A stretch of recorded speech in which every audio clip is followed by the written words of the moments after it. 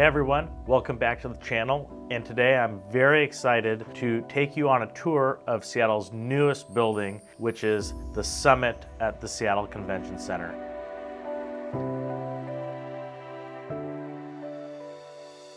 I think this building has the potential to change downtown Seattle forever and actually pull Seattle out of that pandemic era that we've been in for the last few years.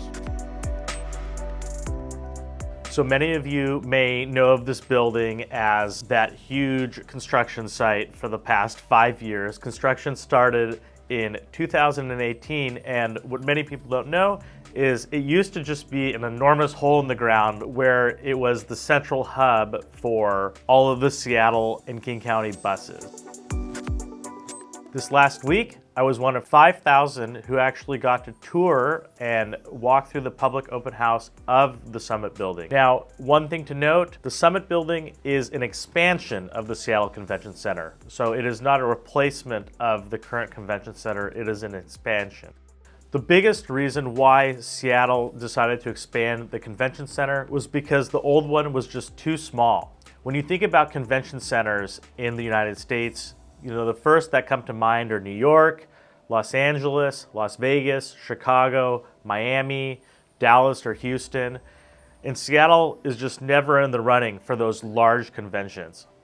In the 5 years prior to the start of the construction, Seattle actually missed out on over $21 billion worth of conventions. We couldn't even compete for 350 because we just didn't have the capacity to handle them. The expansion at the Summit is roughly double the size of the original convention center. Located just 1.5 blocks from the original convention center, this makes it really easy for conference goers to go between buildings if needed. Another fun fact that we learned while we were there was it's very possible that Seattle could actually hold 2 conventions at the exact same time. While one convention is happening in the Arch building, which is the original convention center, another could be happening at the Summit, and as they close one down, another one moves in, and vice versa, and that just cycle continues to keep going. And when you're in there, it's over 500,000 square feet of ballroom space, conference space, meeting rooms, wedding spaces. I mean, anything you can think of, it's possible. 500,000 is astronomical, and when you're standing in it, you feel it. You feel so small in these enormous spaces. I feel like on every floor they could fit, 5 or 6 747s. Awe-inspiring to be standing in a space that large and thinking of the events that are going to be happening. My favorite area in the new Summit building is actually the garden terrace. It is an awesome space. It's about 14,000 square feet of outdoor space, and it gives you this amazing view looking right at the Paramount, which is a view that we've really never seen before. You're right up against the sign, that iconic sign, but also you're looking down Pine Street, and the view you can see all the way down to the water, and I think that's something really special that a lot of out-of-town guests will enjoy. So while we were there, we asked if any of the spaces would be open to the public, year-round, and it sounds like there will be. I'm hoping it's that garden terrace because there was just an awesome space to be hanging out in. But what we did observe were several areas to actually eat. Looks like there's an Ethan Stoll restaurant that's going to be opening up. From what I can tell, kind of an outdoor-indoor burger joint, as well as resident bakery, if you will. You'll see the entrance to that specific bakery on Boren and Olive. So a fun fact about the sustainability of the conference center and the Summit building is that between the kitchens that they have there, they have these 2 mega dehydrators that will actually reduce the weight of food waste by 90%. By doing that, they're going to be turning it into fertilizer, and that fertilizer is going to be used around the building at the various areas where there's trees and greenery and whatnot, but it'll also be sold. The old convention center at the Arch had 470,000 square feet of convention and conference space, whereas the Summit building has over 570,000. So as I was saying earlier, just due to its location being at the heart of downtown on Pike and 9th, I expect to see a major boost to the areas, the hotels, the restaurants, all the local businesses up on Capitol Hill and downtown to really benefit from all of these events that they're planning to have.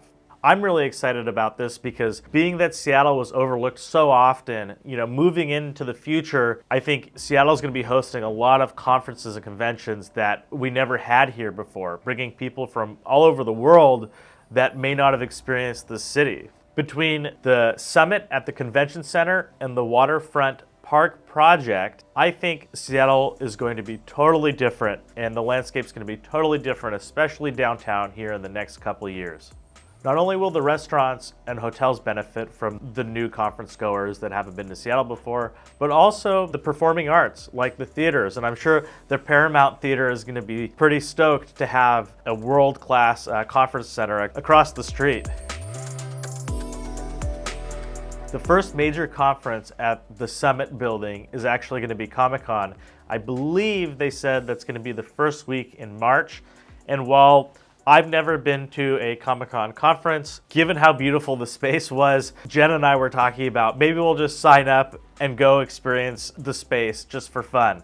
Here's some quick facts at the Arch at 705 Pike and 800 Pike compared to the Summit building. I think this is really exciting to think about. Between the convention center and the waterfront park that's being finally built out now that the viaduct is officially down. Once these projects finish, I think they're going to be a major, major catalyst to pull Seattle out of that pandemic era, as well as just make the city a lot more enjoyable as a whole, both for tourists and residents alike. Another fun fact about the Summit building is that they used over 21,000 tons of steel to build it. And you can really see that looking at the size of the building. That's actually 3 times the amount of steel used to build the Eiffel Tower.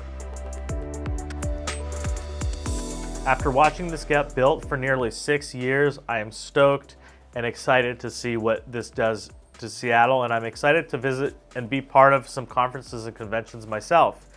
What are you guys looking forward to most about the Summit at the Convention Center? On another note, I'm excited to see how this changes the Seattle condo landscape, especially downtown. I think as a result of the convention center expansion, just like I was saying, that kind of revitalization of downtown, I expect the prices of condominiums to slowly rise over the next few years, especially as downtown gets more robust and busy. As you know, I live downtown in a 2-bedroom condo with Jen, and we are both ecstatic to see how this changes the downtown landscape. Now, my final prediction when it comes to the Seattle Convention Center is actually totally unrelated.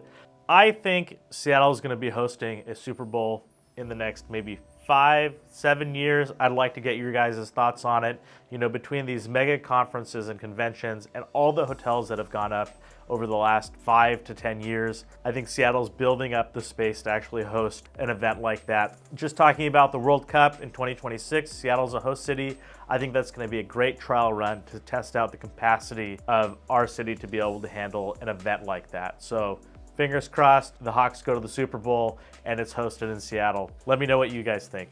Thanks for watching, you guys.